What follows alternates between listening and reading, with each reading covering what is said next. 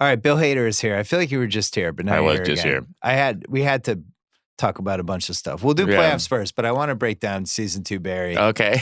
Including an iconic episode that I'm sure you've been asked about a lot. There's some good stories behind it. Yeah. You've done some interviews though. I feel like I'm like getting sloppy fifths, but it's fine. No, it's all right. No, it's fine. You saved like a couple good nuggets. You'll find something that I haven't spoken about. Yeah. Yeah, you usually do. You've been very interview friendly this year. You get a lot of I don't know, a lot of people have been asking me for interviews and yeah, I am. It's like good. It's weird when it's your show, like It 2 is about to come out. Yeah. And I'm very excited about that, but there's 8 of us, so it's a lot of like when the interviews come up, I'm like, hey, can't like McAvoy do that? Right. But when it's your thing, you're kind of like, oh yeah, I'll go talk to them, because you get I just did Joe Dante's podcast. Joe Dante's podcast? He has a podcast. What is that? It's great. Yeah, it's like he did Trailers from Hell, and so it's like a podcast offshoot of that with this guy Josh Olson, and who's great. And yeah, that was interesting. Just talking about movies and sitting with the guy who made Gremlins and The Burbs and all these things. I was like, whoa.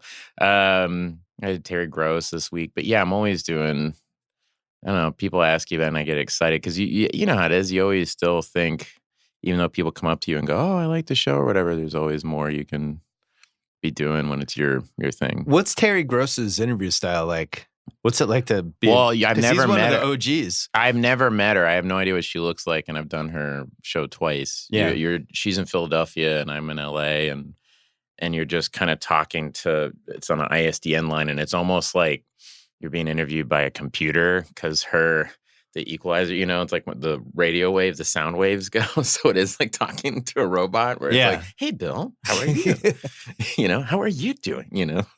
And so it is a bit strange, but she's great, and she usually, she'll ask questions or are pretty that's a more of a pointed. hang. Yeah, it's like a hang, but then she'll say things like she asked me about my eyes. She's like, are you focused on when you are performing, you're very you have a lot of expressions with your eyes. Is that like conscious or not conscious? Like no one's ever asked me that before. And I'm like, your eyes? Yeah. She's like, you use your eyes a lot when you act. And I'm like, oh, I do. As opposed to the other actors.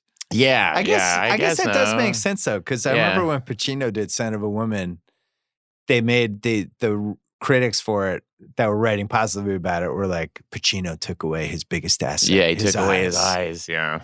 I don't even think about it that much. Most people use their eyes. Yeah, I guess. I guess Barry, especially season 2, like when Barry goes a little bit evil a couple times. Like you make some crazy psycho faces. Yeah, but I'm not even thinking about it. But yeah, I think because Barry's he's kind of a internal introverted character. You have to kind of maybe do a lot without dialogue or whatever. Like when you read the scripts. A lot of times people will go, well, Barry's barely in this, or like, what's he doing? Or how's he driving things? And sometimes they are right. Like episode 7 in season 2, when Barry gets an audition, Alec Berg, who co-created the show with me, we came up with that at like the 11th hour. It was one of those things where everyone was going, all right, hey, we're going to, I remember Aida Rogers, our producer, was like, we're going into production. Yeah. What's Barry's story? You guys you have everything else laid out. You have the whole Fuchs Cousineau thing in the woods. You have all this stuff, but what is Barry doing in this episode? And it was finally when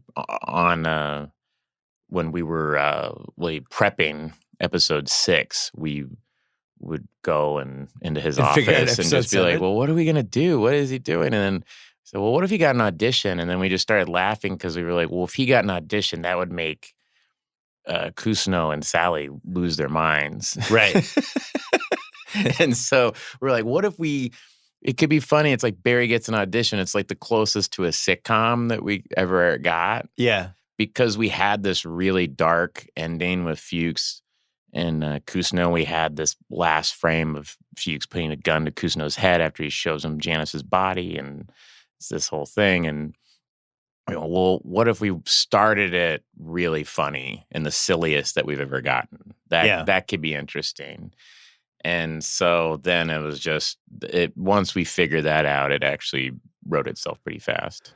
When you're brainstorming that, what's the process? Are you just sitting in two chairs? Is there a whiteboard? Are you taking there's a whiteboard. Notes? You're just erasing stuff constantly? Yeah, there could be a whiteboard. Sometimes we just have a big monitor that has the script up on it, and we're writing scenes. Or usually when it's the whiteboard, I'm up at the whiteboard writing out ideas and erasing things and trying to structure a thing. And Alex sits in a chair, kind of, not saying much, and then just judging just thinking. And then when we're typing, it's usually Alec typing and me pacing everywhere. And then I do have a funny. So he's the typer. He types, but I'm the whiteboard guy. Yeah, I'm the whiteboard guy. I'm whiteboard guy, and he's typer, and I'm pacing guy. We moved from Sony to Paramount while we were writing, and we got into a new big and it was a giant room, and I was pacing, and I got lost. I turned around and I wasn't in the room anymore. And I was like, hey guys, where am I? Where am I? But but no, the way it usually works is we'll kind of talk it through and kind of talk about objectives, a big picture kind of objectives. And I mean, a good example would be in episode 7, Sally has this great monologue that Sarah Goldberg delivered amazingly. And initially we wrote that as a scene. It was like, okay, so it's good to check in with Sally here because we know in episode 8 they have to do this show and that she has all this pressure on her and everything. So, and she's flipping out about Barry getting an audition. We know what the Kusno scene is, but we don't know what the Sally scene is. And so we wrote it as a dialogue of her saying, look, this is bad or whatever, and him responding and things like that. Yeah. But as we mapped it out on the board, I went, yeah, okay, here's what's going on with her. And as I wrote it out, it became, instead of one thing, and it was 2 things, and it became 3 things, and it was like 9 things that she was going through. And we went, I don't know how to make 9 turns in a conversation. And then I said, you know what? Knowing Sarah, if we wrote a 2-page monologue addressing all this, she can make it 3 pages. Yeah. And she'll just, she's amazing at just rattling off what you saw. She can do that incredibly easily, and it's impressive to watch. She's a theatrically trained actress, so she just nailed it. And I'm like, I bet if we do that and we never cut away from her, and then it's this impressive scene where you get to see, it worked for us in a lot of levels where you go, oh, this is great, because you get to understand where Sally's at and actually see that there's some self-awareness there. Then you also get to see what an amazing actress Sarah Goldberg is. And then we also get a massive joke, which is when you cut back to Barry and he has that look on his face, And so that, do you know what I mean? It's like, we'll kind of map that out and then we'll write it, And then at some point you stumble into the best version of it. And then we give it to Sarah, and then Sarah worked on it, and then she would email us saying, hey guys, I was thinking I could add this, that, and we're like, whatever is easy for you so you could rattle it off. So it was 2 pages, and she turned it into like 2.5 pages. She added stuff to it. So it's funny because I've done a lot of podcasts, obviously, with actors and directors and stuff, and they'll call somebody and they were amazing. You'd be like I've never done Liam Neeson, but like Liam Neeson Taken 2, and it's like, Famke Johnson was amazing. Oh, yeah. And you kind of have to nod and be like, okay, all right, settle down, Liam. Yeah. But she actually is amazing. She's phenomenal. She's a really good actress. She's an amazing actor. She's one of the best actor, whatever. It's also hard because you have the balance of she's pretending to be this wannabe actress, so you also have to navigate that part too. She can't 100% be a good actress all the time. You have to be like the stumbling good actress who's occasionally great. Well, no, but you know what? With her, with Sally, I always thought it'd be interesting if Sally was good. It was kind of the first thing that everybody said when they would read for the part when we did the pilot. Is she good? And I said, no, I think it's more interesting if she is good. She's just not catching like a break. Hidden gem? Yeah, she's just not catching a break, you know? That's you how think it there's works. people out here like that? Yeah. There's got to be, right? Tons who are just great, you know? And they're just not catching a break. I'm Sally. Yeah, I'm a Sally. But yeah, I was like, it'd be more interesting if she was really good. And so then you understood why she was frustrated. But you also, she can't be Meryl Streep either, because then that would be no, but very few people are, you know. But, you know, it's you know, I always thought of Sally as being a good actor, and she, I think, is polarizing for people. I think she works well when she's crazy ambitious, but I think she works well when she's not being mean. She's just being honest. Right. And sometimes that honesty, she's just, you know, like in season 1 when she's like, I should be Macbeth. You know, I'm the best person in the class. Yeah. And she's not wrong. She is. Yeah. You know what I mean? Well, you had that scene in season 2 when you get mad at each other on the stage. Yeah. And it's super fucking intense. Wait, and at the very end of the season, or the one where I'm supposed to choke her in episode 6? Yeah. That was rough. Yeah. And the irony of that was when we shot that, it was right after Thanksgiving break. And so everyone was in a great mood. And then you're like, all right, I'm gonna choke you now. Yeah, I just remember me and Sarah were joking around that day, and Alec directed that episode, and he was laughing, and we were all having a good time. And then when we saw it cut together, Kyle Ryder, our editor of that episode, he went, yeah, man, I cut that together. It's really rough. It's really tough, man. And I was like, really? And he's like, yeah, man, it's really sad. You know, Jen, the assistant editor, she's like, she doesn't want to watch it anymore, you know? And it's like all this. God. And I was like, what? We were like, you know, it was just work. You know, we didn't think about it. And then, yeah, watching it, I was like, oh yeah, no, it played intense. Right. You know, that's the way it should have played, is that honesty. That was what the whole show is about, is that honesty should be rough and it's hard to watch. Yeah. And to get to that honesty is really tough for the people to get to that truth of where you know, her truth is really terrifying. But, you know, at the end of the season, it's this thing where she kind of sells out and doesn't do that. And that's kind of the story everybody wants. You know, the town wants the nice, you know, strong story, you know. So it's funny you know, when I watch episode 8 and she kind of, you know, that scene with her in the lobby with her agent, played by Jessie Hodges, is an amazing actress too. And, you know, I always think of as Fuchs was right. Remember, it's like Fuchs tells him, like, "What, you think the guy did the thing in Braveheart? Yeah. No, he just got himself killed. Like, people want the stupid Braveheart thing." Yeah. You know? And he's right, you know? And you see that all the time at the, you know, things that are kind of lauded or whatever. You always go, it's not really, the actual thing what happened was really rough. And I don't know if you would want to watch that. Right. You know what I mean? There's some cases that aren't that way, but you know what I mean? Like, it's just if you got into the actual nitty gritty of it, and I've been in those meetings, you know, and that's kind of how we came to that storyline, is Alec and I would talk about certain things in comedy and wanting to add, you know, what we ended up doing on Barry, you know, which is, the violence should be real, or there should be some real rough emotions in this. And you would have people go, I don't think you could be funny after that, or I don't really think that'll be, I don't think people want to see that. It's a bummer, you know? Right. That's just a huge bummer. You don't want to see that. And I always found I always thought those things could coexist, you know, and Alec did too. And I think that's why we do this show, because we like that, you know? But I mean, that was like the Pulp Fiction secret sauce when it came out. Yeah. And it was so violent, but then there are these funny parts and people didn't really know what to do. Yeah. And there was no structure to it. And it was just so that original. Was a whole other thing.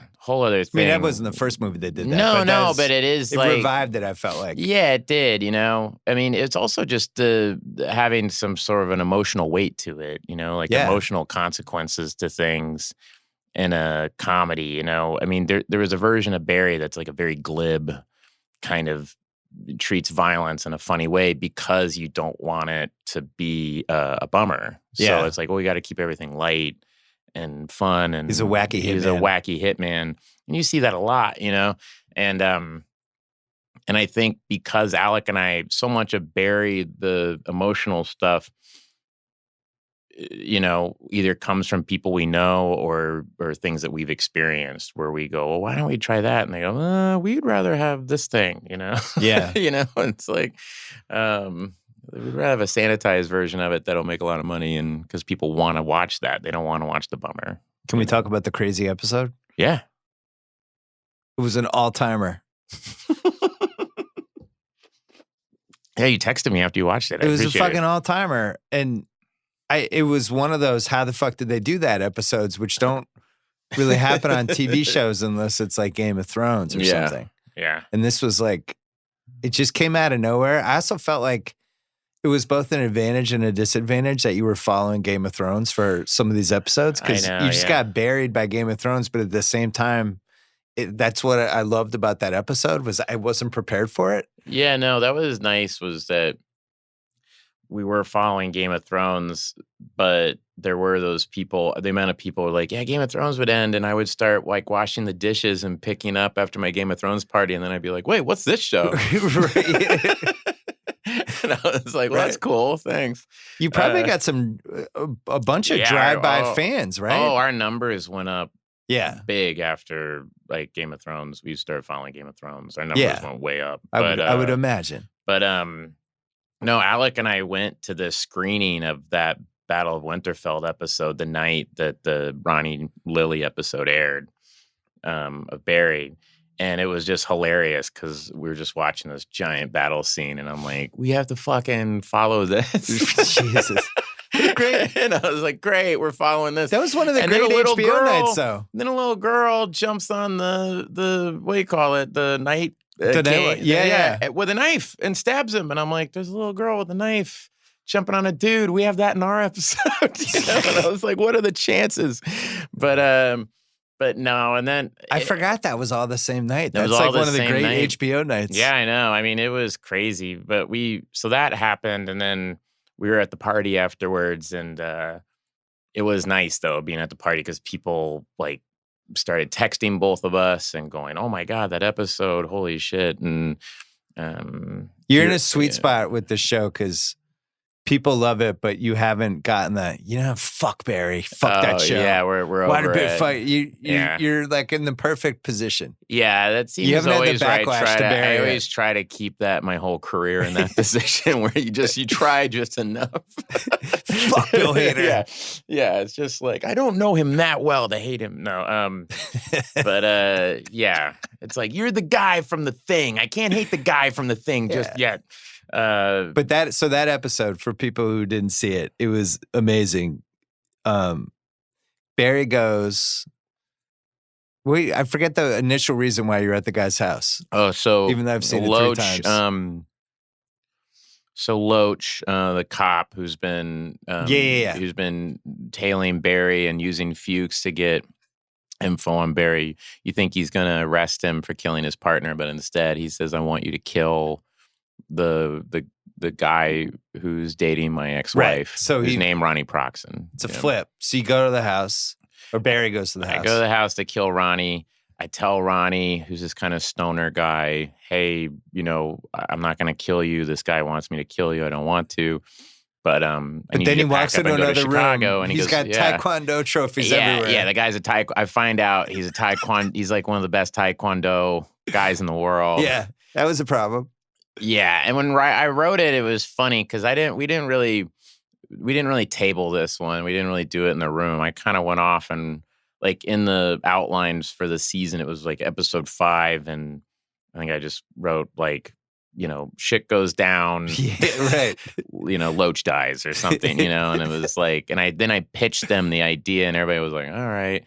But it was, as Alex said, my solo album in the middle of the thing. Oh. But I kind of went off and wrote it, came back, and while I was like your Bring On the Night sting. Yeah, this is like, my, hey guys, this was my, going off.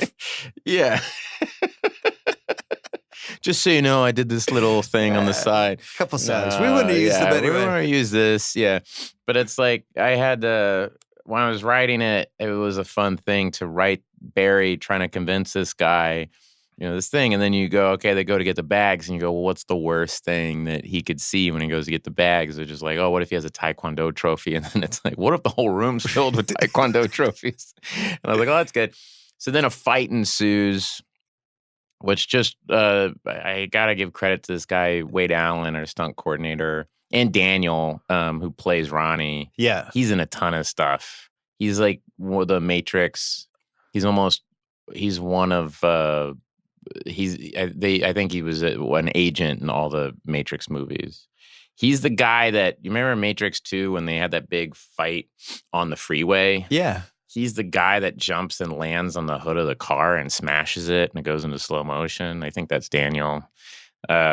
He's an Atomic Blonde. He's in all these things. One of the nicest guys in the world. So you're sketching out this whole fight scene. Yeah. Yeah, with Wade, and I just said I would like it to be one shot. But you haven't done a lot of those, though.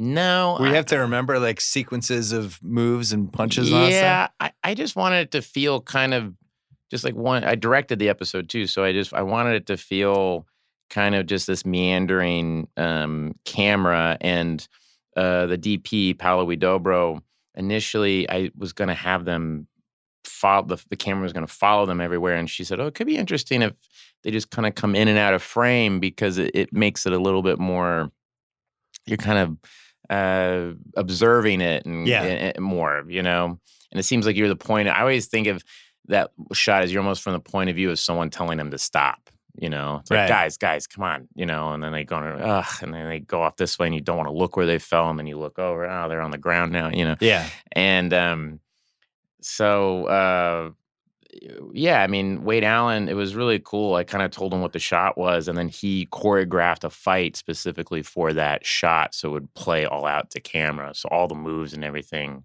very specific for the shot. So it's like the shot came first, the camera move came first, and then he went, oh, okay, well, here's what we'll do. We'll just play it against this wall, and so it ends with him basically getting a broken trachea, and you think Barry it's over. Snaps his throat, and then you think it's over, but then he goes in and he gets nunchucks, and then he has two nunchucks, and Daniel can do that. Obviously, you see it. He starts doing nunchucks, and then I found it so funny that when we were in the edit, Jeff Buchanan, the editor of that episode, I said, "Can you just double it?"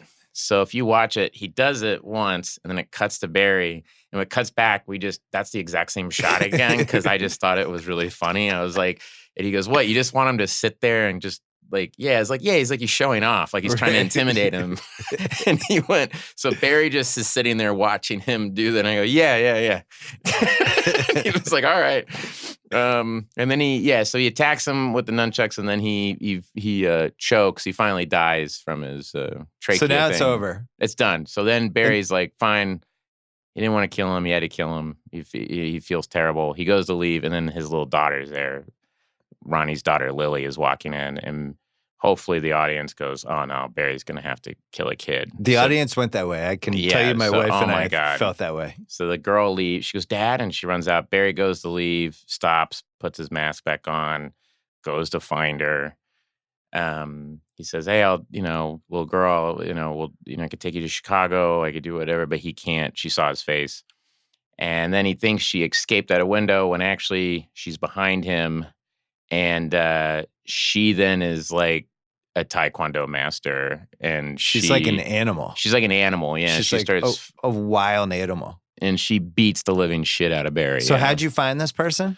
Her name's Jessie. Her parents are stunt performers, and they're Wade Allen, my stunt coordinator, was during season 1, came up to me and goes, hey man, just so you know, there's this little girl named Jessie. She's the Zion of young stunt people. Yeah, he showed me this video of her on a roof of a house, and she ran along the roof of a house, and she jumps onto a moving car as it goes off. And he goes, and I went, whoa.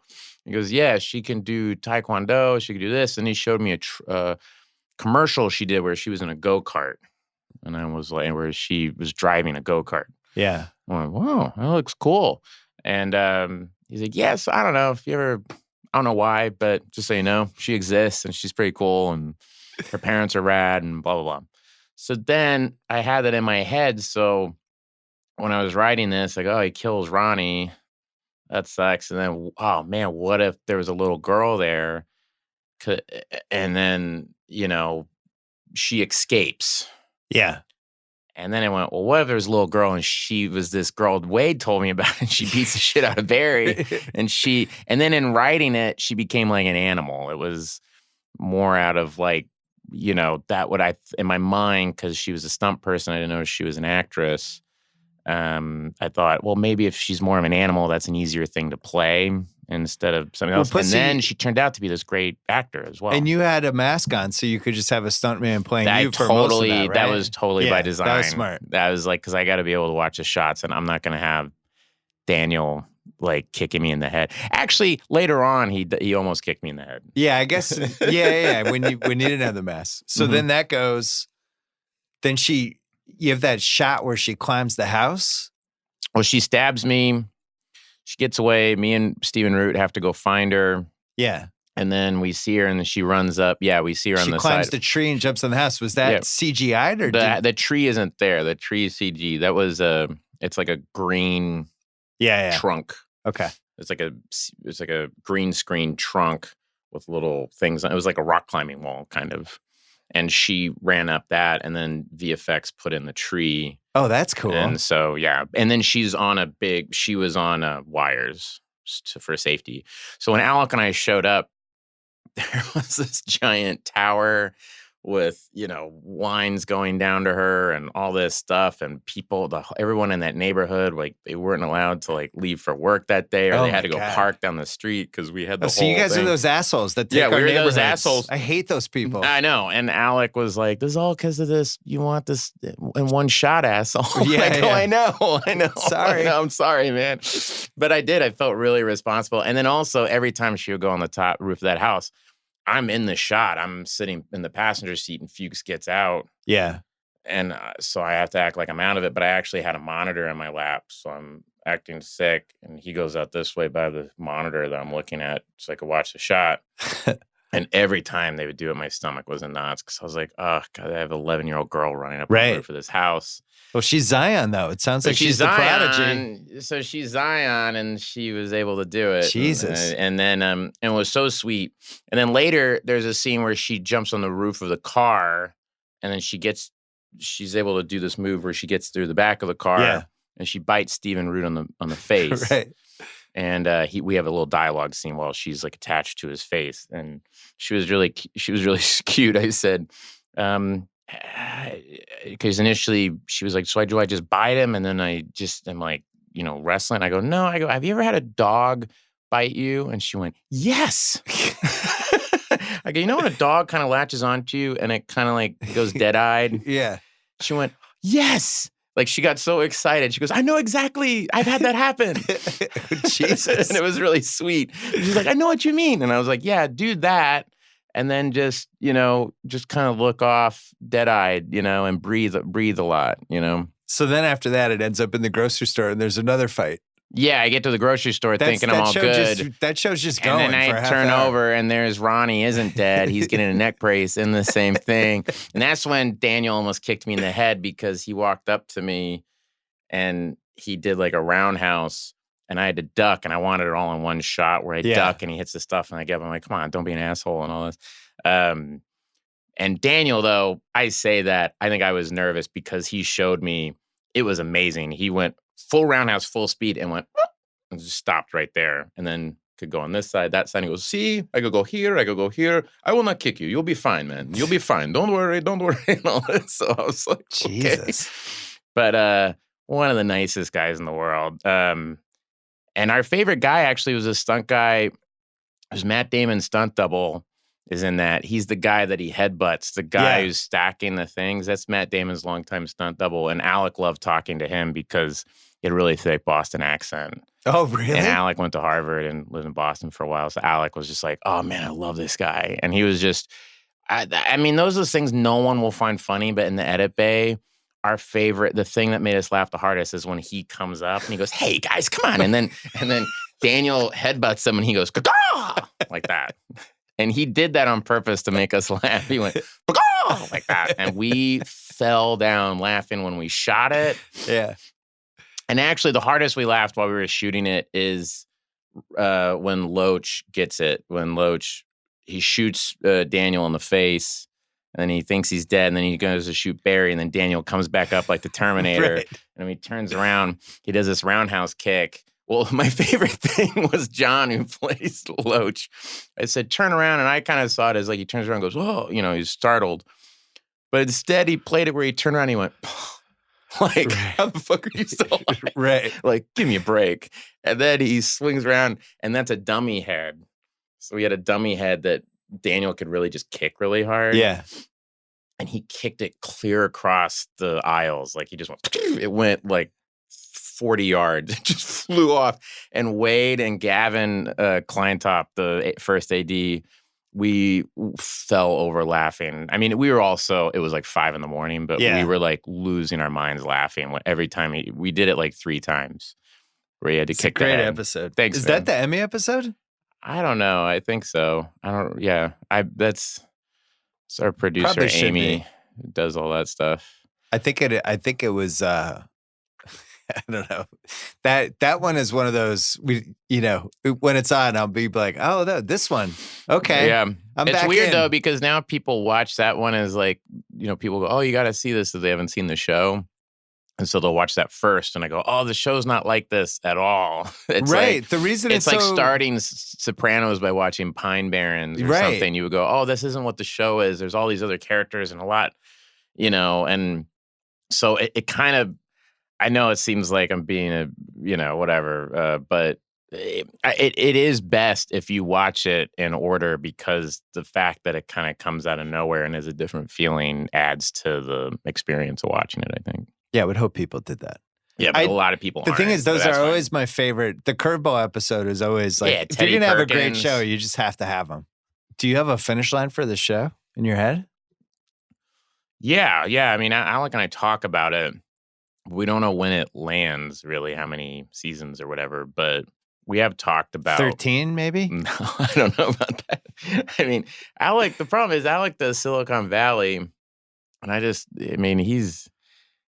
don't know how much he could do it. I don't know. That show's ending this year, though. Yeah. I worry about his health, because he does, man. That guy just busts his ass. He just works really hard. So hopefully he'll be he needs like 6 solid months of doing nothing. Did you go to finals games before we go? No, I wasn't able to go to any finals games. Yeah. I feel like you've given up on basketball now that OKC's window is closed. No, you're not just really. out. Well, now it's Clippers now for me. I'm a big you Clippers fan. switched? No, I like OKC, but now I live here. I'm going to go to Clippers games. We get Kawhi. Do we? Potentially. Maybe. I saw that he had Home Depot boxes. I saw that picture of him with the Home Depot boxes. That could be cool. He's actually done a nice job of, like, this whole last year played out perfectly for him, because he has no personality. I mean, he's just, and I say that endearingly, like you wouldn't be able to even really describe him in a sentence, and yet he's become this man of mystery. He wins the title. It's like perfectly played. He's got a New Balance sponsorship. Like, who the fuck wears New Balance for basketball? Yeah, but it makes sense for him. Everything makes sense. What do you think? And you know way better than I do, because you're also the guy that was like, oh no, the Raptors are going to win. And I was like, what? And I didn't feel that way to the finals. But what are the chances of Clippers getting Kawhi? I think they're excellent. Because he wants to be back in LA. He wants to live in LA. Yeah. I think these guys just look at it like, I would like to live in LA, so I will find one of the LA teams and I will play for them. Right. And that's it. But I might be wrong. I think it was all the way he also came into Toronto too, that it wasn't, you know what I mean? Like, he kind of, like, it's just, that's where he would rather be, as Clippers. Like, he never felt like Toronto was his Well, I think home. that's their best advantage for him, right? Yeah. That they won a title with him, and he's part of this whole family, and the fan base like reveres him. And if you're just getting that day after day, you start thinking, it's not that cold, and you start that's my fear. Like, when he won, when they won, the way, like, because I had my kids that night, so I was looking at the game, And then they wanted to watch their thing, and then I was going, and I was like trying to look at my phone. I was like, Jesus. And it was down to the wire, and I was so badly wanting to see what was going on. And then how I found out they won was my friend Jake Bergman texted me like, tough. That sucks, man. He's going to stay in Toronto now. And I was like, shit, they won. Damn it. Damn. But I don't know, man. But there is something kind of cool about the Clippers. I would love, don't get me wrong, if they got Kawhi Leonard, that'd be amazing. But I also just like them as like a scrappy group of, like, I just like them. The underachiever. Yeah, it's a bunch of six really men. It's just like, they're just like, when they beat Golden State those 2 times, and that was awesome. It would be funny if TV had the version of what the NBA has, where it's like July 1st, we'll find out if Bill Hader is going to stay on Barry. Yeah, I know. Or go over. Or will he go? We're going to see. Yeah, I'll do my own decision, just me. And still Stephen A. Smith is there for some reason going like, I knew he would leave. He never cared about Barry. He never cared about HBO. I have it on, good authority that he hated HBO. Shows?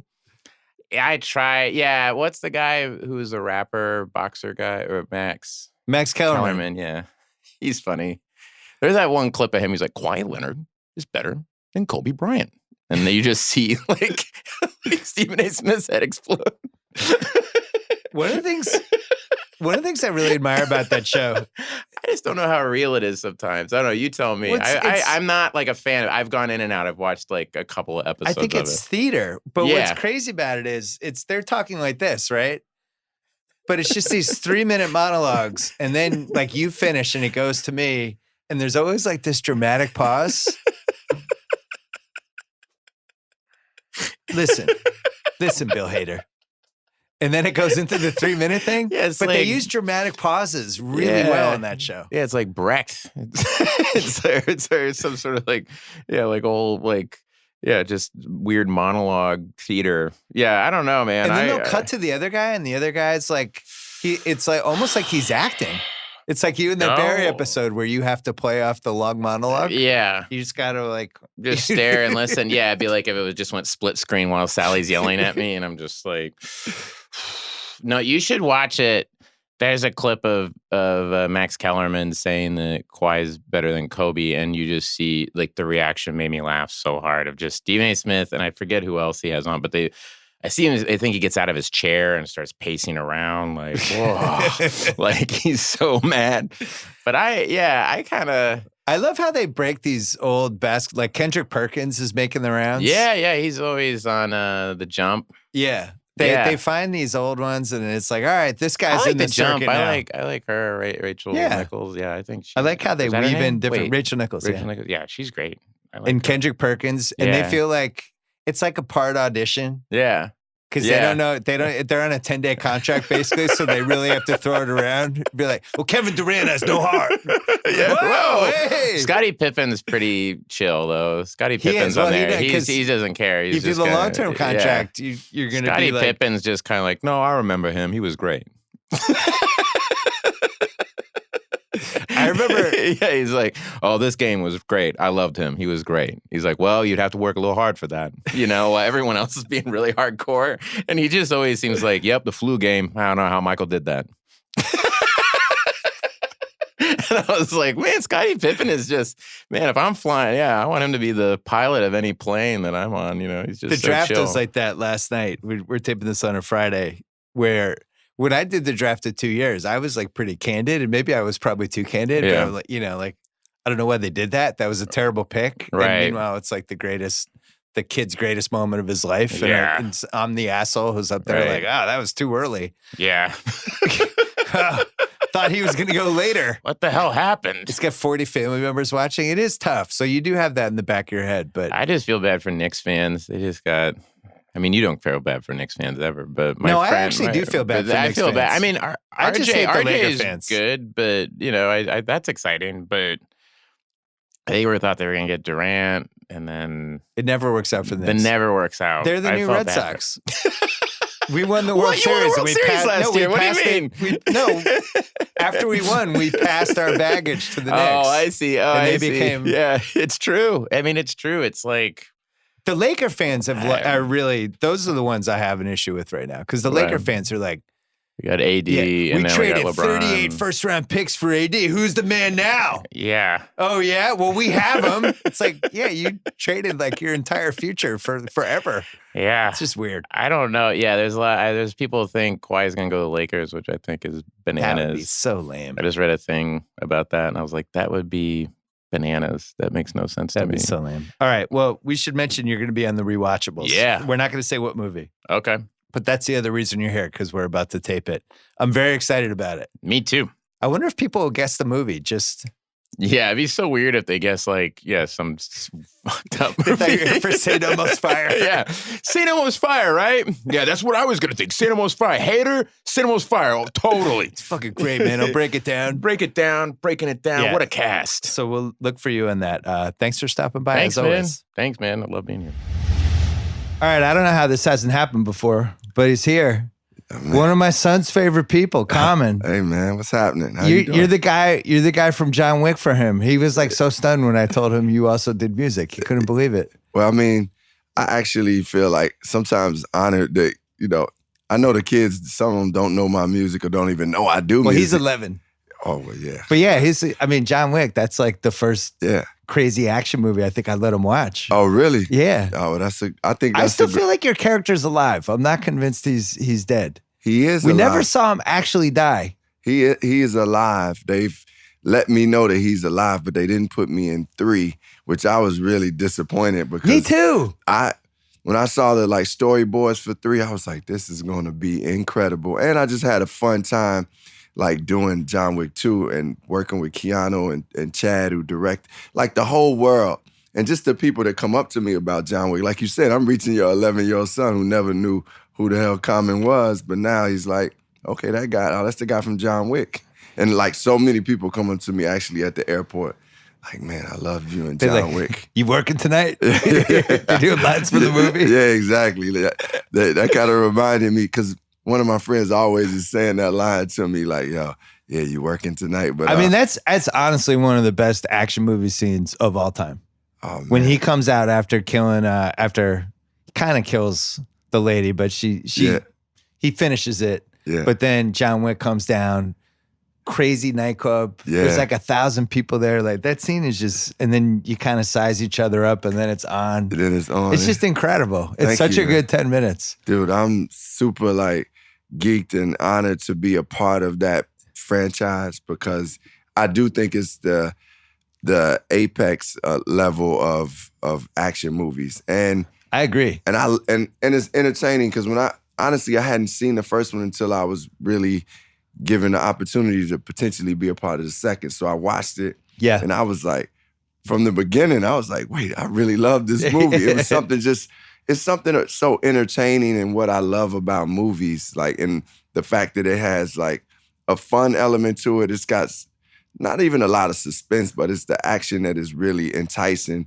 And I'm usually not a audience member that just likes action and just action, but it's done so well, man, I have to say. So I'm grateful you feel that that's some great 10 minutes of action. Hopefully, well, it's a great 10 minutes, but then it has it kicks up again, and it's got that awesome scene that ends up in the train where they're kind of stealth shooting at each other because there's people around, just doing these quick shots. Dude, like that. And then I love train fights, because I always try to think about, what would I do if I was on the train and these two dudes just started a high-level kung fu, karate, gun, knife fight? Well, would I watch it, or would I be hightailing it out of there? Would you? What do you think you would do? It depends how far away I was. Yeah. If I was on the other end of the car, I might actually kind of watch maybe 15 seconds of it. Yeah, but people at that level of fighting are going to pull out a weapon at some point. Yeah, at some point. Yeah, you don't want to get hit by a stray, whatever. Yeah, but that scene, we actually, that was the fun and the hard work of John Wick. We trained for months, I would say up to 4 or 5 months of training. And Keanu does all his own shit in these movies, which is incredible. And he does it. I mean, I had to do it. I loved doing it too. That was one of the things I told the director when I first was getting, the conversation we had for me to be a part of the film. I was like, look, man, I'm going to work as hard. I'm going to be one of the best in your films, because I just have that work ethic just coming from sports, me wanting to be an athlete. it's instilled in me. So we were filming those scenes at like 4 and 5 in the morning. Oh, really? Which you really got to be alert because like we worked out the scenes and then our director, Chad, he'll change it up on you in a minute. So it's like when you have to be super aware. You have to have a heightened awareness when you're doing fight scenes or you're just going to catch a lot of punches to the face. Oh, yeah. I didn't even think of that. Or, kicks or whatever. Because you're remembering a whole script of like, I punch you, you duck, you come back, then I go under. And it's like 8 things, right? Man, it's like 23 things. If you look at the course of, especially a long fight scene, it's such a long, like, process in establishing and creating it. But I gained a whole new respect for action films just being a part of them. I mean, I always loved the Lethal Weapons. Yeah. Like Bruce Willis, Die Hard and Beverly Hills Cop is fun but action. But that level, like the Jason Bourne and the John Wicks of the world, I gained a whole new respect in participating in those movies. I did, when I was at Grantland, I wrote a piece called The Action Hero Championship Belt about like who was like the top action hero. Almost like NBA MVP, how it's like LeBron and now it's Kawhi. Yeah. Who was your top 4? If you had a Mount Rushmore? I mean, the 80s were the best. That's what we grew up with. Where we had like Stallone and Schwarzenegger and all those dudes. And then Bruce Willis and Die Hard, he takes over and it just kind of keeps going. And then last decade, it kind of died for a few years. Yeah, it did. And then Liam Neeson brought it back with Taken. And now we're in another good run. But I never thought Keanu would be like the championship belt holder, but I feel like he is. He is definitely on that Mount Rushmore, if not the great. I have to give him a lot because it's not many times that the stunt double is actually doing anything. Yeah. So, and he really is really good with martial arts. And he's a little older. I mean, he's in his early 50s now, which that's no joke to carry that kind of athletic burden in those movies. And I saw his body, like him in pain, but really still staying true to the fight. And his work ethic is phenomenal. When he I'm trying to think he was in The Replacements. He was a football QB. Oh yeah. And but he was also a football QB in Point Break. Oh, man. But he was actually like, I don't know, pretty good QB. The funny thing about you've been a hitman in 4 movies. Yeah. I mean, we did a podcast about John Wick too, and I was researching it, and it was like, this is the 4th time Common's been a hitman. I was like, he might have the record, hitman record.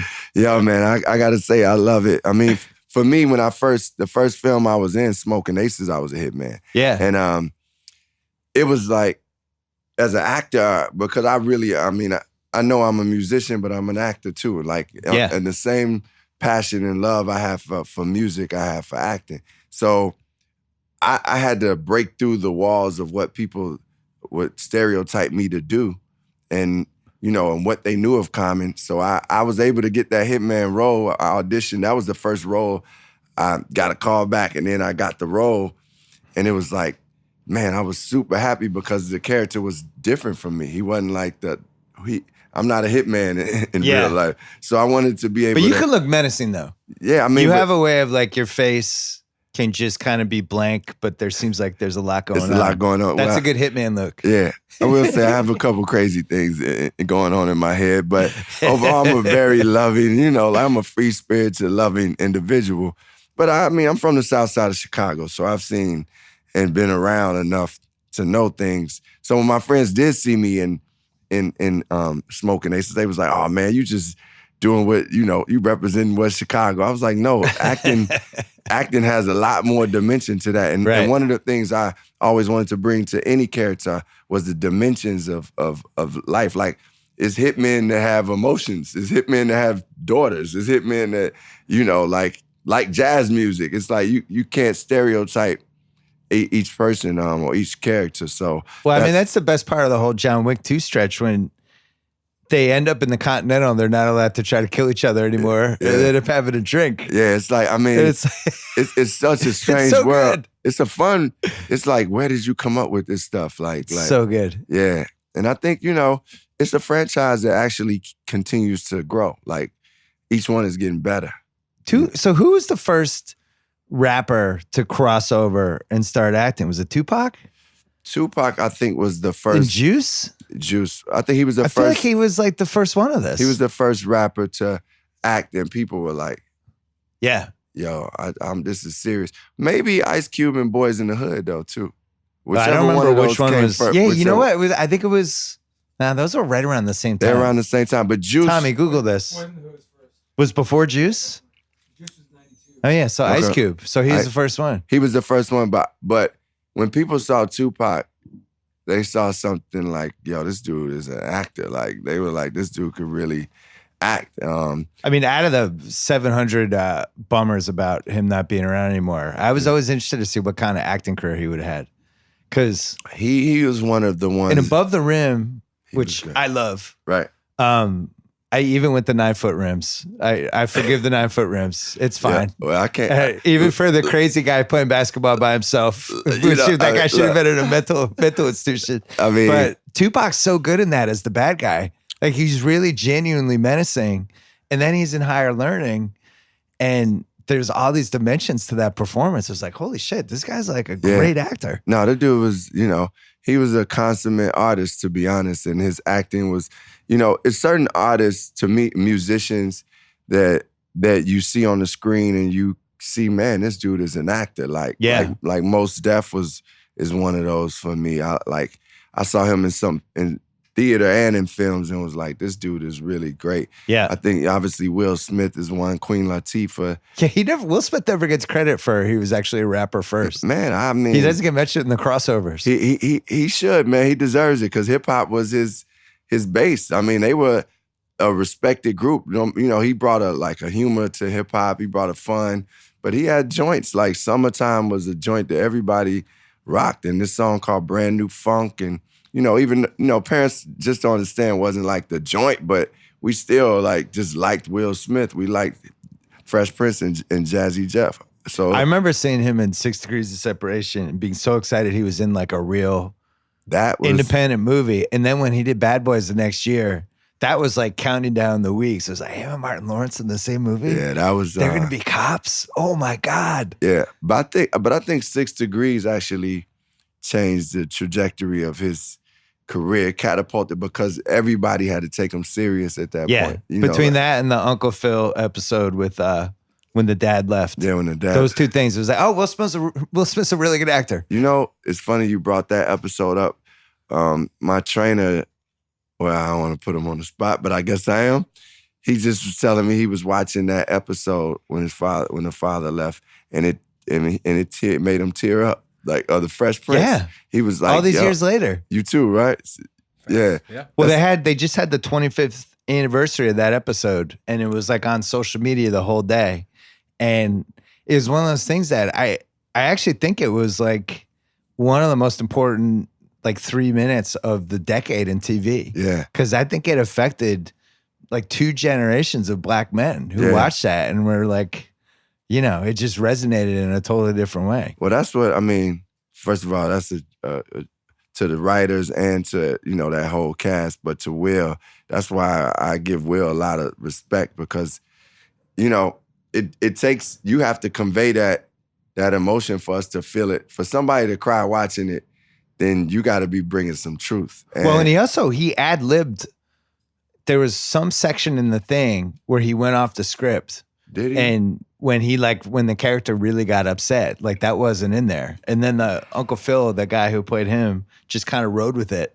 Yeah. And I don't think the hug was in the script either. So they just kind of got caught up in it, and it was apparently magical. Well, I think, that's some of the best moments in art is is when things are not planned and the moment just happens and it's a truthful moment. And, to be able to go off script because you feeling it is something that's super important for any actor or honestly an entertainer, artist. In sports, you can't just only if the play is not there, you got to create something. And I think it's a life to that and it really allows you to know that you're definitely in the moment. I heard Denzel in doing Malcolm X, he just went on doing some of the speeches, Spike just said, keep rolling, because he was he went way beyond what the script was going and was just speaking. And I understand that feeling because there's moments as an actor where I've been like able to just be in the moment and improv and it just like it brings so much life to a scene.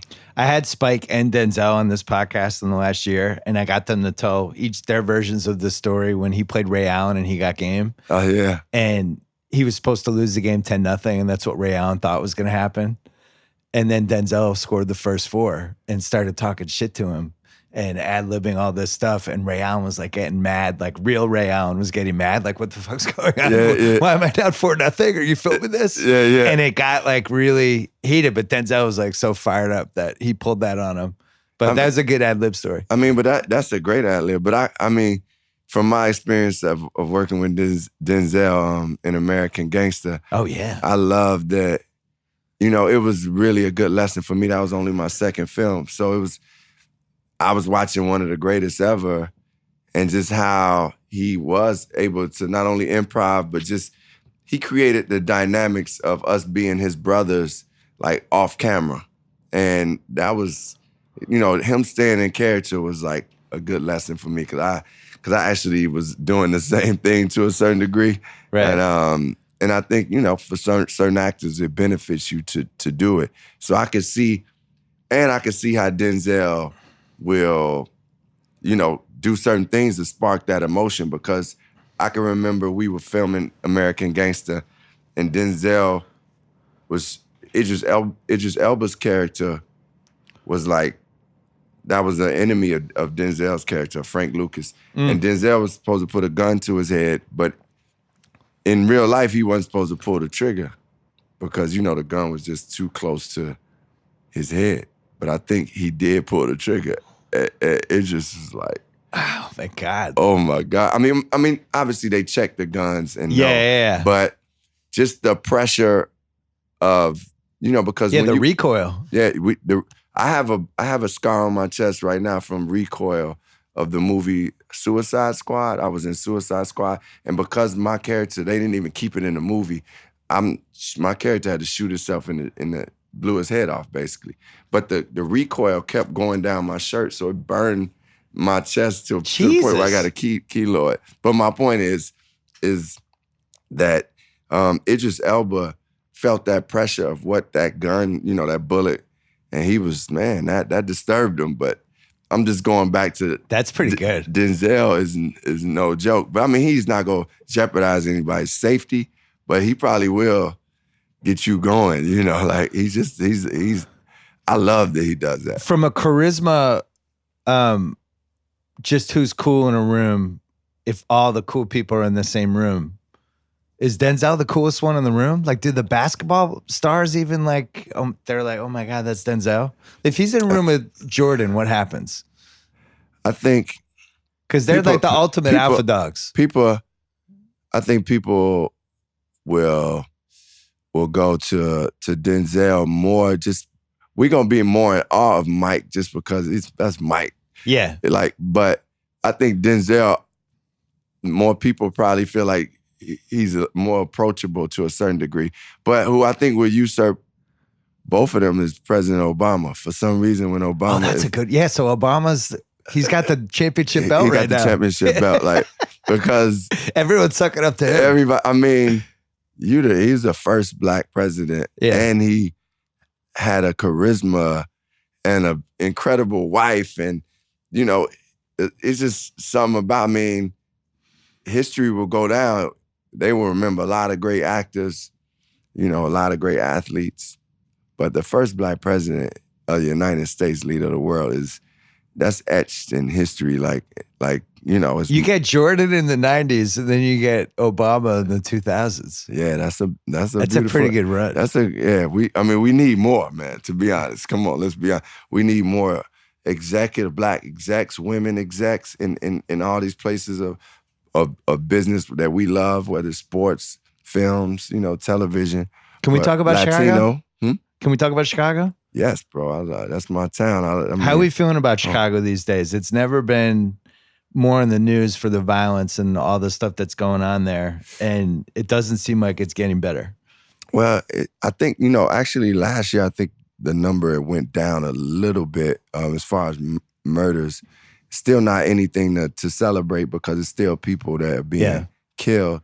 I see a lot of people making efforts. I've been at home and seen like a lot of different organizations that are doing things like, you know, it was some young men that started a cutting grass company, you know, in the hood, just, you know, to be productive. Yeah. What's Arnie Duncan's organization called it? They take young men from the hood who were like shooters, like who was out there doing stuff, and give them jobs and train them. And I've been amongst these young men, and man, to see their transition and to hear them speak and to know what they come from, it's dudes that tell you, man, I've been shot 13 times. Now I'm working, and this is incredible to have this opportunity. So, and like Father Mike Flager, who has been a staple who is a white priest who's always, I mean, he might as well be black the way he just fathers and helps young people around the city. Yeah, I like to celebrate those people because we do have a lot of violence going on, but we also have people that are really taking care of the community and really combating that violence with good things. And I think the more we talk about it, the more people understand that it exists. And so, yeah, and our city is a beautiful city, ultimately. Especially in the summer. Yeah, that's when it's the best, man. And, you know, we just got to provide more opportunities. We got a new mayor in Chicago named Mayor Lightfoot. And she's a woman who even just spoke about, AIM is the program that Arnie Duncan. Okay. Arnie Duncan used to be the Secretary of Education with President Obama. He's and really, a celebrity game Hall of Famer. Dude, he got game though. Like he's moving without the ball. When everybody else is going 1-on-5, and he's like actually like doing back cuts. That in a celebrity game, because I never honestly showed up and really did great in a celebrity game, and my friends always like, man, you play way better, like in in everyday life than you do in a celebrity game. What's the matter? Is it the lights? And I was like, I'm a like team player. Like I passed the ball and so I was playing with Arnie Duncan in one, and we had a good chemistry. We was the two that was like, because cats be out there joking, we was taking it serious. I mean, in a way that we wanted to win, and we like, yo, I'm gonna hit you if you cutting. Like that dude could pass, he could play, man. I coached it one year against Jalen, and Arnie was on the other team, and it sucked. Yeah, because he was like getting buckets. I had Kevin Hart, who was just like going Westbrook 2016 on me. Yeah. Kevin Hart is definitely out there for the show. You know, like he's an entertainer. Because I had poor Jesse Williams, who had like a double and was like really, really going hard. And Michael, is that when he hurt his knee? No, I didn't have him that year. Oh yeah. And then I had Michael B. Jordan, who was all fired up to play in that game, and then didn't get enough looks. I tried. Yeah, it's hard. It goes fast. You get too many. I tried to get everybody involved. I tried to. I had Snoop Dogg, who was like shockingly good. Right. Like you just would never expect, and especially after I saw his pregame warm up routine, I'll just say like I was like, oh man, this isn't gonna go well. But he was good. But at one point, he basically demanded to go back in. Yeah. He's like, Coach, put me back in. I'm like, okay, Snoop. Yeah.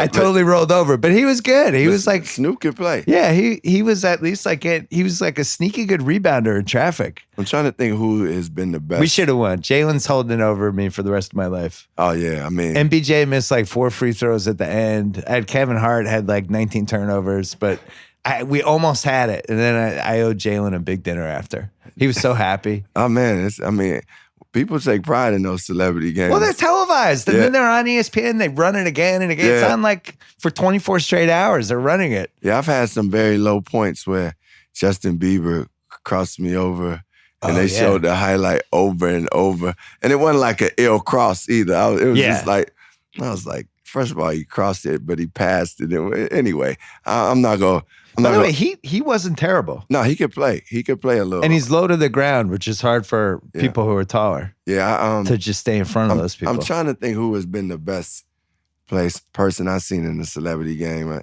They used to say Terrell Owens was one of the better ones. He's pretty good. Yeah. But I mean, he's just a great athlete. Yeah, he's a great athlete. You were in, what was it, Just Right? Yeah. And you had to train for that, and you took that one seriously, I remember. Yeah, I was training with the assistant coach for the New Jersey Nets at that point. And man, I grew up playing basketball. I'm a point guard, like, so I love the drive to the hole. Like, my game is, if you look at the point guards or the guards in Chicago, like D Wade, D Rose, we go to the hole. Like, that's what we do. You're scoring point guards. Yeah, and like just like to drive, even if you end up dishing Isaiah Thomas. I'm speaking of myself like I'm in that class. No, anyway. I like it. I keep it going. It's good. But the truth of the matter is, guys like me and Isaiah and Derrick Rose. But the thing is that I developed a shot, man. I really developed a jump shot, and for training for the sports movie. Yeah, for training for the sports movie, and my game had never been better. And I was like, wow, this is amazing.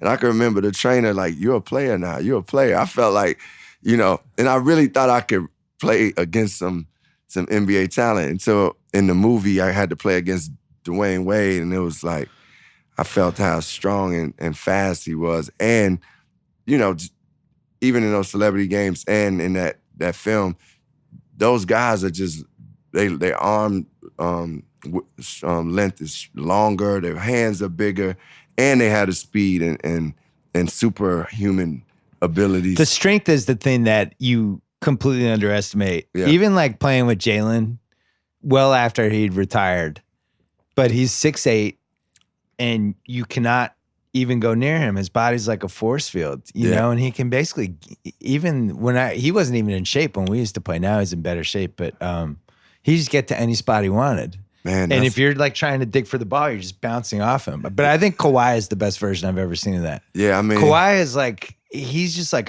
a rock of granite. Yeah, I mean, it's funny, you can't measure it. I understand what you're saying, and I think, for those listening probably could feel it to a certain degree, but you know it more and I know it more because we bumped up against somebody. It's just different. Yeah, you can't describe it. Yeah, you can't. It's not like playing pickup or intramurals or any of that stuff. There's something different about like the elite basketball dudes. But and Jordan was, I'm sure, when he put the muscle on after the Pistons were beating the shit out of him for a couple years in a row, that was the same thing. Like, you're not getting the ball from him. Yeah, I mean, what I noticed with D Wade was it was like that core strength where you can't move the person. Like, you could bump up and this person is not moving. Like, so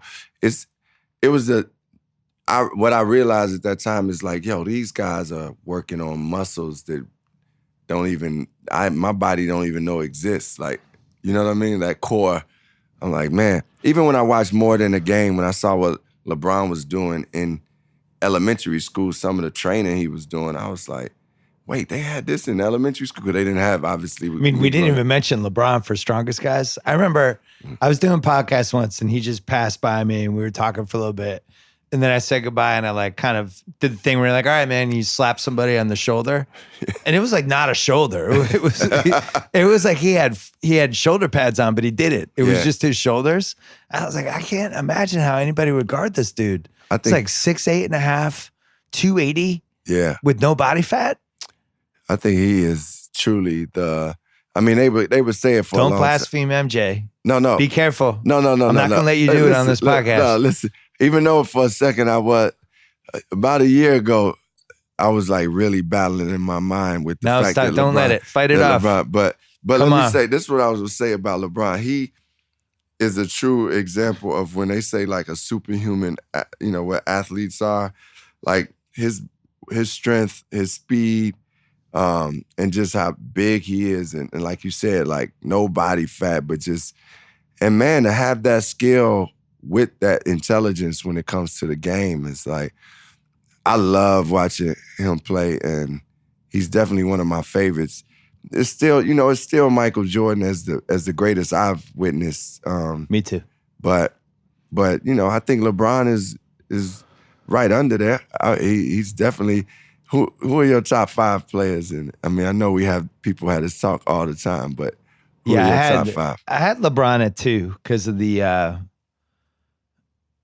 years now that he's put in. Where you're talking about he comes in the league in 2003. And in the 18 playoffs were probably his best playoffs. He's 16 years in at that point, you know? And I think it's probably the only way he catches MJ is just if he plays for like 23 years. And he can be good for 5 more. Like at that point, it's... Well, that's last year is what made me be like, look, man, this dude this is a conversation because he's in his 16th year and he just hit 51. Was it 51? Right. He hit 51. He was awesome. I mean, I went to game 1 of the 18 finals. Yeah. The J.R. Smith game. Yeah, that's what he hit 51 that game. That was the best I'd ever seen anybody play. And I've been to a lot of good games and I've seen a lot of great people. That was the best you've seen any player?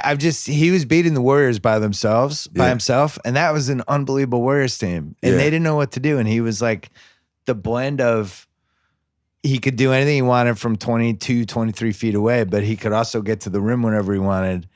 And they just didn't know what to do. Right. You know? And then it's like if you triple team him, he's always going to make the right pass. And at some point you just kind of go, shit, all right, well, I guess we have to leave these 2 guys open because we can't stop him. And I think that was one of the reasons he got so mad when JR made the mistake. But then in overtime, it was the only time I've ever seen him do this. I feel like I've seen a lot of LeBron games, not as many in person, but it almost seemed like he was going to get in a fight in the last minute. There was this moment when he started like really talking to Curry and like it seemed like he was going to like fight somebody. Yeah. He was so angry. He just knew that they weren't going to win the finals after that because you can't beat that team 5 times. Yeah. And he just could see the ship sailing in the game and it was like, oh. He probably just had to release it some way. I mean, at a certain point, it is like, I mean, when I get competitive, I get mad at dudes too, like, to be honest. And like, he was pissed. You know, it's been times where I'd be wanting to fight on the court, but you try to take it out on the court, meaning like in the game, So I can especially if, the type of game he had, like you said, and it's just that one mistake that could have caught. Like that was a legendary game. It really was. That was an unforgettable game, much like the game 5 we had in the finals just now with KD going out. Like I think as the years pass, it's just one of those games you're going to remember. Because not just that he went down, but then Curry and Clay like kind of digging deep one last time. Yeah, that kind of down 6. That kind of I ain't gonna front. It kind of took the wind out of me for the wind, meaning I got really like, dang man, like this ain't even exciting for me anymore because it's sad to see somebody who like really sacrificed and made it, like worked hard to get back and to go down. It's like, man, I don't know. It just, how some certain times when you're watching a game or you're playing and somebody gets hurt, it puts in perspective life in a way. It kind of brings like football that happens the most. Somebody's getting carried off. Yeah, and it's like, all right, let's start the game again, and you're like, You're like, why? We have 10 minutes. Yeah, exactly. So I kind of felt that way, even though honestly, I had an event, a video screening for my new single that's coming out. Yeah. And I was like, so I didn't even get to see the game. But when I saw everything, I was like, dang, man. Even hearing Steph Curry be like, man, Steph Curry was like, look, they know who we are now. Like, whether we win or not, like, this, we show who we are. And I think, and within saying that, it was kind of like, almost like, man, this championship don't mean as much as it did before because our brother just got hurt. Yeah. And this is like a real injury. And everybody felt the weight of that. So I thought he was going to start crying after the game. Doris was interviewing him, Steph Curry. Yeah. And he was that was the most emotional I'd ever seen him. And one of the reasons I'm a Warriors fan is because of Steph. Like I love Steph. I like do too. His whole spirit, energy, like what type of leader he is, how fun he is when he plays the game. Well, really how fun they are as a team, but to be honest, but he's the core of that, and he's the spark and the leader of it. So I love and I mean to see him emotional is something, because he doesn't he shows joy, he'll show disappointment a little bit, but I never seen him too vulnerable. Well, and also I think it was pretty raw because with the Toronto fans cheering right after KD got hurt, and you see guys from both teams like telling them to shut the F up. Yeah. That that game had a different energy and emotion to it. I wish I had been at that game. I think it definitely seemed like a special, different kind of experience just to be in the house for that. But sometimes that happens. Well, I guess that was another thing that made me be like, man, I saw the brotherhood of the Toronto Raptors and the Warriors. Yeah. Like, I'm rooting for the Warriors. Like, man, get Toronto out of here. Like, I want y'all to win. I'm a Warriors fan. I just didn't. But when I saw Toronto, like, really embrace KD and, like, show that brotherhood, as I saw Kyle Lowry say, it made me just be like, man, at the end of the day, they are brothers. Like he said, it's only a select group that make it to the NBA. And they are, even if they get into a fight and it's a tough competition, they all respect each other at the end of the day just for making it to that league. And it kind of, like I said, it made me, my passion for the competition right now is not the same as it was a game before. Yeah. Well, it's interesting that that's changed in basketball and in hip hop and rap too. Yeah. Where you had, the 90s were so much more adversarial. Yeah. In basketball and in music, where you had just people feuding left and right. I mean, you were in a couple, but now it seems like in basketball, the guys are all much more aligned together. They're all friends. Very rarely do you see like bad blood with that stuff. And I feel like the same thing, it shifted in music. We still have little feuds in music, but for the most part, it's much more collaborative and I think than it used to be. Yeah, I mean, at one point, it was like literally East against West Coast. And that's like, that's a lot of different acts and artists that had like beef. Even if they did like each other and didn't want to be a part of it, it was like you were classified as East Coast and you never knew. Yeah, you're in Chicago. I don't even know how you were East Coast. Yeah, you should have had your own coast. I know. I mean, I was representing Chicago. Yeah. We was like. You were somehow messed with it's in the Midwest. Yeah. Midwest never got its own thing going. I mean, but ultimately we didn't have like a big like, East Coast, West Coast, Midwest. Even though it's East Coast, West Coast, and the South. But if you look at the artists from Chicago, from Kanye to Lupe to Chance to, to like Little Bibby to Saba, this artist No Name, and even Twista and Do or Die from, I'm just talking on the hip hop level. I can go a lot with the soul and all that. But the point is, we were bringing a lot of good music to the culture. It just wasn't like, check out the Midwest artists, because it would need to be more artists from.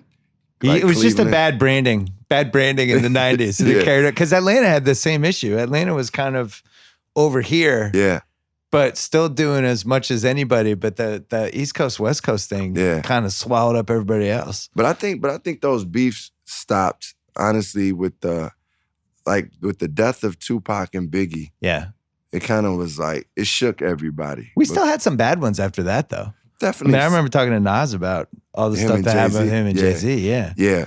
I mean, it definitely, but that was like had a little personal riff to it. And even like when I got into it with Drake, it was a little personal riff thing going on. How many years ago was that? That was 2012. So that wasn't that long ago. Was that because he was Canadian? No, it was, it was like many wars that happened. It was personal. Well, it seemed like Drake kind of wanted to have those because he knew that was good for Drake. To ruffle some feathers and then you make up and it's just kind of good for the brand. I mean, at the end of the day, I think he's obviously one of the most talented artists out there. And also he was, he would say what he wanted. He'd throw a couple punches at you, a couple jabs. Yeah, he give you a couple jabs and say, come on out in this ring. So, certain people, like, after you get jabbed, you like, hold up, I'm a fighter. Like, so. Well, your worst one was with West Side Connection, right? Yeah, that was the toughest. You had to, people had to intervene on that one. Yeah, we definitely That's always bad. Beef is bad when third parties have to intervene. Yeah, I mean, it was getting to that level because I think, Cube and like the West Side Connection really looked at me like, oh, Common's just this hip hop backpack dude. But it was like, man, hey, bro, I'm from the South Side, man. Yeah. I'm gonna go for mine too. The same, whatever level we gonna take this to, it's gonna be that. Right. And I think, that was my mentality. And I said what I said record wise, and we kind of got into a confrontation face to face with Mac 10, but I'm glad it all got resolved because those good brothers. And even I actually got to shoot a commercial with Mac 10 like a few years after that. And it was like, man, them dudes is cool. Ice Cube was super cool when we filmed Barbershop. And I was like, I mean, first of all, he was always one of my inspirations. And yeah. He was like, I loved from KRS and Rakim to NWA, Ice Cube, you know, Eazy-E. I loved all that. Like being in Chicago, I was East Coast and West Coast, you know? And in fact, some of the West Coast artists, like the language was more similar to us. So I kind of related to some of the stuff they were saying. New York was like the Mecca. We just kind of like looked up to everybody in New York. But I actually related to some of the things that, you know, the West Coast artists were saying because like really a lot of people on the West Coast, especially LA, a lot of their roots are like ours in Chicago. They come from Louisiana, Mississippi, you know, Alabama, like. Yeah. So I kind of, a deeper connection was like, man, we kind of come from the same places, and I had that connection with the West Coast. It's so funny. Like I was a broke white guy living in Boston, and I was just West Coast. Were you? Yeah, I was like, I'm on that side. What was it? I just like the music more. Yeah. I just gravitated toward that. I was 3,000 miles away from it, but I think, I don't know, the stuff hits everybody differently. Yeah, that's very true. I can understand that, but yeah, and I think, you know, it was something raw about the West Coast. Like New York in itself has its own planet. You know, like New York is its own world. So I think, like I said, that some of the West Coast stuff was probably just relating to a lot of people outside of New York. And then everybody in the South was like, everybody's forgetting about us. And they just get like, you know, would actually, I think, really help them. And now Atlanta, you could argue Atlanta's like the epicenter of everything right now. Definitely when it comes to a lot of, you know, the trap sound and the music, what is going on. The innovations, now. some of the younger artists, they've broken out. They definitely have innovated in when it comes to hip hop. I mean, they've definitely brought some new things to it and new things to the culture and new sounds. I'm glad they've won something because they can't win in sports. Ooh, well, yeah, I mean, they definitely having a rough one. That joke was from my friend Rembert from Atlanta. Oh, man. 28-3 Falcons. Yeah, man. We came back. Dude, that was so crazy. Tom Brady. That was so crazy. Like, so many of my friends from Atlanta. That's a tough one. But one of my close friends that put money on the Falcons, man. Ooh. And he thought, he was calling me by halftime, like, man, I'm about to win this. And, dude. So you've been on the ground floor for this basketball players and rappers / hip hop artists where they've all kind of just meshed into one giant group basically. And now it's like living out with this NBA finals with Drake courtside, just almost like he's an NBA player, even though he's not. Yeah, I mean, but so you've been from the get-go, this has happened and now we're here. Can you explain this? What? The crossover, people dropping names in lyrics and songs, and it just seems like it's all one giant group now. Well, I think, you know, us growing up, Magic, Bird, Jordan, they weren't like in the rap. Like rap was just, you know, it was just coming into play. They were children of the 60s. You know, their music was a different thing. I remember when Ice Cube did the messed around and got a triple double. It was like, cool. Basketball in a song. Hip hop artists definitely would rap. I mean, reference. I mean, Curtis Blow made a song called Basketball. Yeah, right? Like cats were we looked up to, to athletes. But I think what happened in the mid '90s, like I can remember seeing pictures of Redman and Method Man visiting Allen Iverson, and it was like it started to be the Fab Five they were pivotal in bringing hip hop to sports and basketball. Jalen has never been happier than hearing this right now. I mean, and I think that like the fact that the athletes that were coming up in a certain era, their music was hip hop. So once we like kind of got over like the fact of like, okay, some of these athletes wanted to be rappers and the rappers wanted to be athletes, and we like, man, we really love y'all. It just started connecting. And then when you had people like the late great Stuart Scott using hip hop references in his broadcast, and it was like, yo, this is it, everything was connecting. And now, you know, I mean, like you said, Drake is part of the, like, I've seen articles about Drake as much as I'm reading about like some of the athletes. Yeah, two different media entities, the Wall Street Journal and ESPN, wrote pieces about the writer just watched Drake the entire game. I just wrote a piece about it. I was like, this is two different people did this? Yeah, I mean, I saw the ESPN one where he watched everything that Drake was doing during the game. And even when you see ESPN clips, he's a topic on First Take at times. Like, it's crazy. If you go to ESPN.com, he's in like 5 of the pictures. Like, they know what gets traffic. Yeah. It's funny though, we've reached a point where if Drake feuded with Draymond Green during a game and then after, it would kind of make sense. Where like 20 years ago, I'd be like, what's going on? Why is a fan feuding with an NBA player? Yeah. But now it seems like just part of the whole process. Well, I mean, I actually think that as fans, it's got to be a limit. Whether you're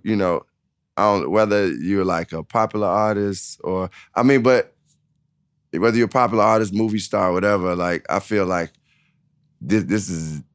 gone, you think this has gone 2 shades too far? Well, I mean, look, Drake is an ambassador. He can probably do what he wants, but I'm just saying that from my perspective, as I think that, man, these people this is their dream. This is their profession. Yeah. I mean, I understand cheering. I understand, like, even like talking a little stuff to people.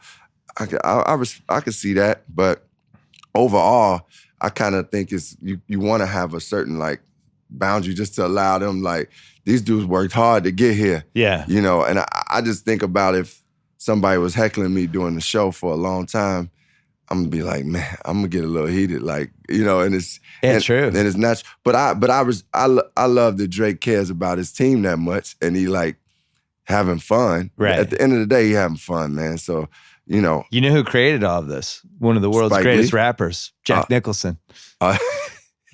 No, it started with him in the mid-'80s. Was he He was going to the Celtic Lakers finals, and he came to Boston and did a couple he was doing like the choke sign from the balcony and shit like that. Yeah, he was the first one celebrity fan who kind of riled things up. But that's why I like, as much, you know, I have to understand that, like, shoot, this ain't Drake, not the first one to do it. This is a legacy of. It's Spike Lee. I mean, Spike was the one I saw the most. Like, and Spike barely did anything. Like, it was Reggie Miller talking all kinds of shit to him that whole game, and Spike stood up at one point and yelled at him, but Spike would say something, right? But he was like under his breath.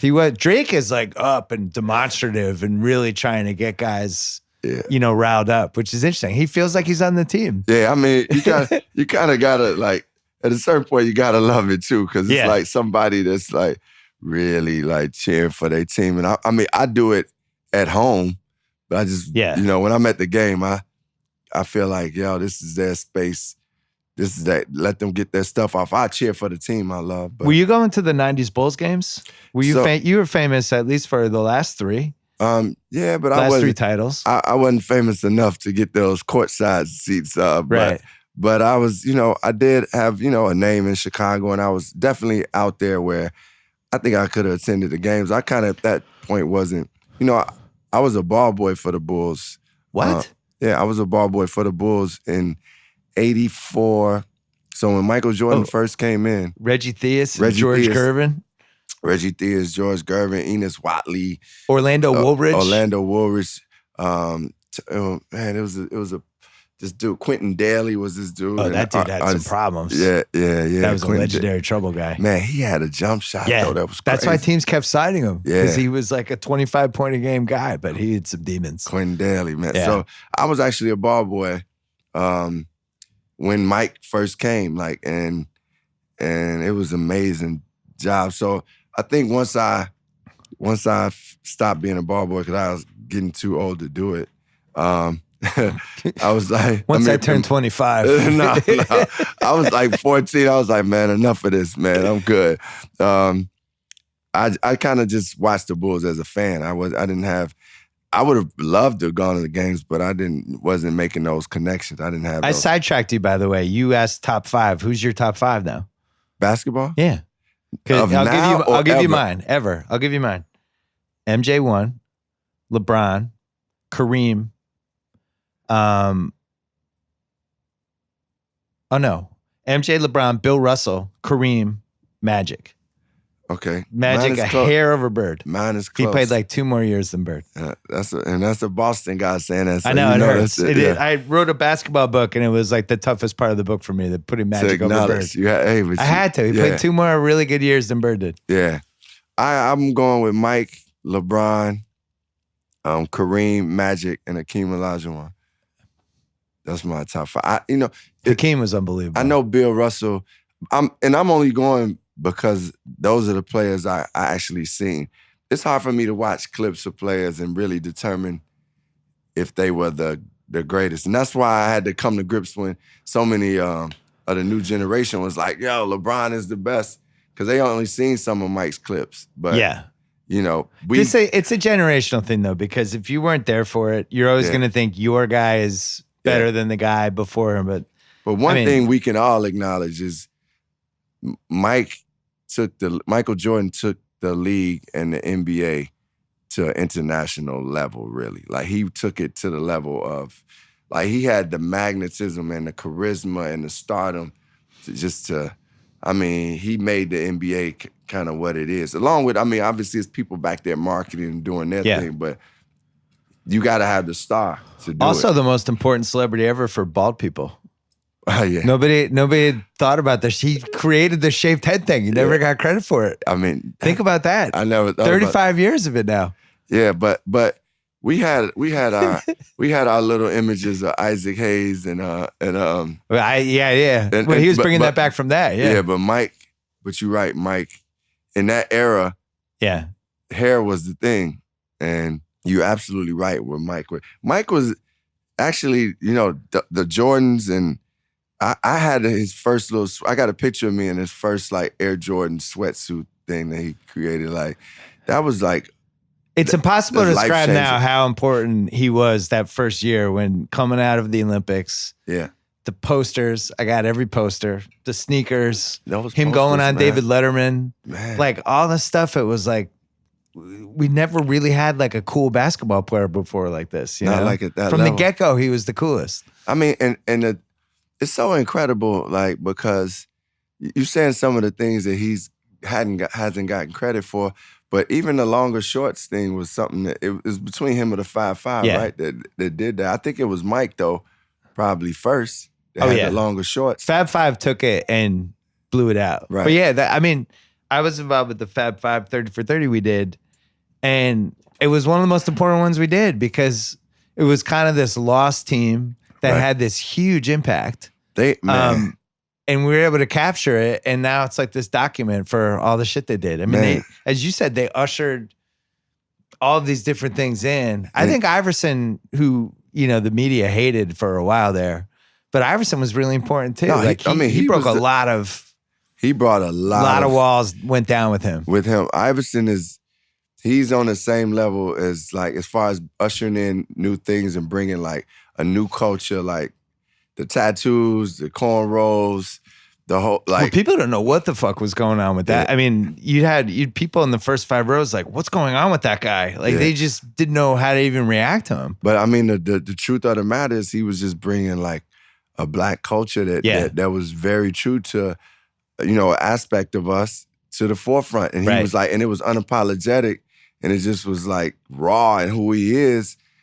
And it was natural, and everybody gravitated to it. I loved him. I also loved the intensity that he played with. Man, he has everybody knows he has so much heart. Man, one time I think it was just this All-Star game that was here in LA. I got to see him and Isaiah back, by the locker rooms and stuff, and I was like, man, these two are my favorite. Isaiah was like, because he was from Chicago. Toughest. So to listen to them two talk, was like, man, this Isaiah. And then to hear AI give it up, like, he was like, man, you one of the reasons, he was telling Isaiah, you one of the reasons I am who I am. They both had that toughness. They both was only 6 feet tall, like, really. And Isaiah, and both had terrible childhoods growing up. Yeah, they had tough. Isaiah was one of the top 5 toughest MFers. Mm-hmm. He punched Bill Cartwright. Bill Cartwright was like 7'1". He was going after him. Man, Isaiah's from the west side of Chicago, badass. man. And he had a lot of brothers. And Yeah. so he knew it wasn't that wasn't his first fight. I'll tell you that much, right?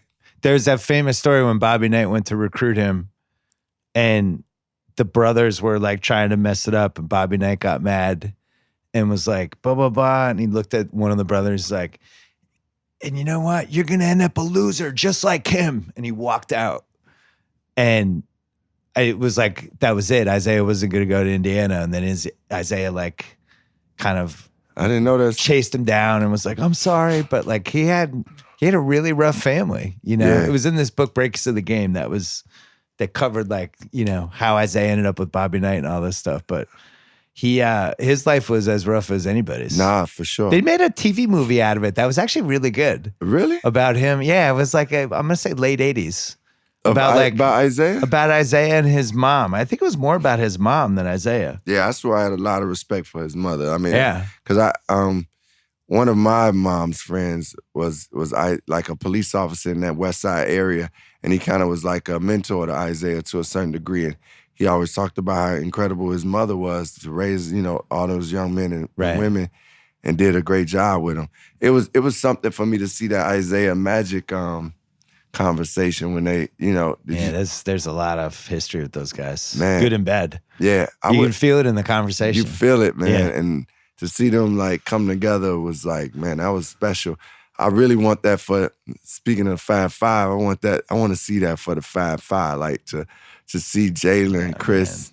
I thought that Jawan getting the Michigan job might do it, but that's another one where there's so much history, good and bad. Yeah.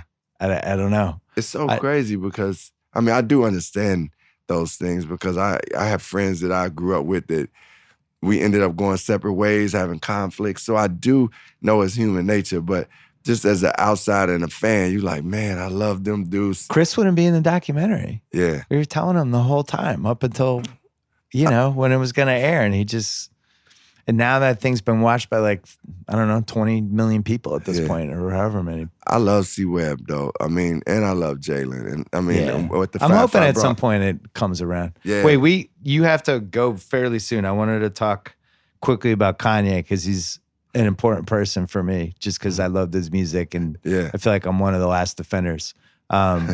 You were on the ground floor with him. Yeah. When did you know? When did you know he had it? Had a really a super talent. I would say he was playing beats. He was around 19 years old, and he was playing beats around the same time as a producer, my producer, No ID, who was like kind of his mentor. Kanye would play these beats, and I was like, man, this dude is really good. But then what it made me say he had it was he would rap and he would freestyle really good. Like his freestyles were really good. And I was like, so it's certain people you meet in life where you like, this dude is really good. I didn't know it would turn into this. I will never claim that I knew that he would be one of the biggest artists ever. But I knew that he had a special talent, and I knew that I hadn't heard people doing some of the things he was doing. When I fast forward to about 2003, I went to a show at SOB's that he was performing, and I saw hip-hop cats with backpacks on, and I saw them throwing up the Rockefeller sign. And I was like, damn, I didn't know these two worlds could coexist. Yeah. Because at that time in hip-hop, it was either you're gonna be on some like get money or gangster stuff, or you're gonna be artistic, you know, backpack underground hip hop. But Kanye had brought together both those worlds, and I was like, man, this is it was like a special moment for me, because it kind of broke a wall for me to know like, you don't have to be separate. It doesn't have to be separate, because at one point we kind of let that be the separation. Like, if you're rapping about getting money, it felt like you couldn't rap about anything socially conscious. But Kanye did that on The College Dropout, which you appeared on. Yeah. You also, I don't know if you know this, or maybe you must, because people must mention it to you, but when you guys were on Chappelle, that became one of like the iconic 2000s TV appearances. It's not even on YouTube for some reason, which I think is bizarre. That's crazy. It's like one of those things, though. That was this collision of these three different worlds on this show that didn't last very long, but people just love, and it's just a cool moment, a cool time in your careers. That was an incredible time, like, and just that moment as you speak about it, like Kanye. That was the first song we did together, like that he produced, and he had been shopping me beats for a minute, but it was just like I had all these other. My mind was on doing these different types of music, so. That beat was actually a piece of music he was making for somebody else. And I got to the studio and he was like, I was like, yo, this is dope. He was like, yo, you want this? I was like, yeah. So he's like, hurry up and take it and leave, like, because the person was coming to the studio. Yeah. So he's like, hurry up and take it. I said, I took it, I went and wrote to it, and we created that song, and I recorded it in the studio. And once, Dave is part of our family. I just went to the Golden State game, the Warriors game at Oracle with Dave. Oh, you did? Yeah, the other day. It was fun, man. I love Dave. I just seen him do a stand-up in the Bay Area that was amazing, like just at this little spot in San Francisco. Anyway, so Dave used to come to the studio and just hang out sometimes with us, prior to this him having the show. And when we got to be on the show, they actually had a different place for us to perform. They had like this chimney and all these candles lit. And I was like, man, I don't want to do that. It looked like real, like, I was trying to create, like, and I like candles and stuff now, but I was like, this ain't the vibe of the song. This ain't like, they was kind of like earthy, like yoga. It felt yoga, like what they wanted us to do. And we was like, nah. And we were walking through the set and we saw a kitchen and the name of the song was The Food. And we was like, man, let's do it here, the kitchen, the food.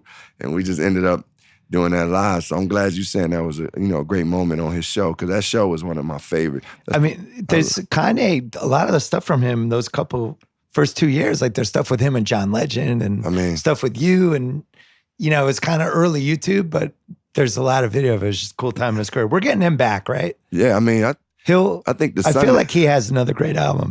He has. Sorry, my voice. That's all good. Me too. I still feel like he's coming back.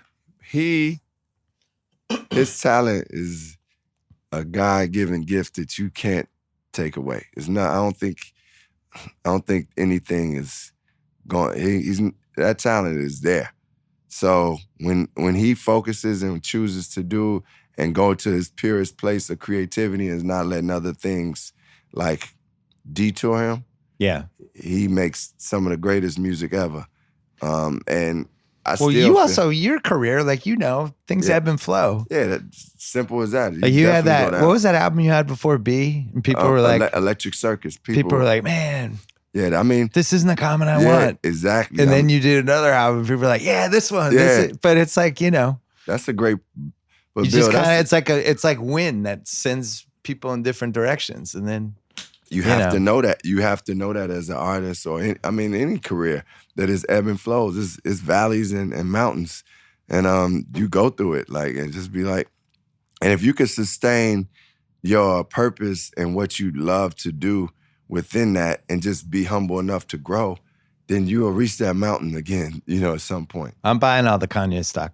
Tell me about the book really quick before you go. Yeah, so the book is called Let Love Have the Last Word. And it's really, me talking about my journey and understanding love from these different aspects in life, like love for God, learning love for self more, talking about therapy, talking about like my relationship with my daughter being challenged. She challenged me, saying that, she didn't think I was a good enough father when she was young. So it really is me discussing this journey of me finding love and discovering what love is and how to apply it in these times where things feel so divisive and things feel so, like, unstable. Yeah. Yeah.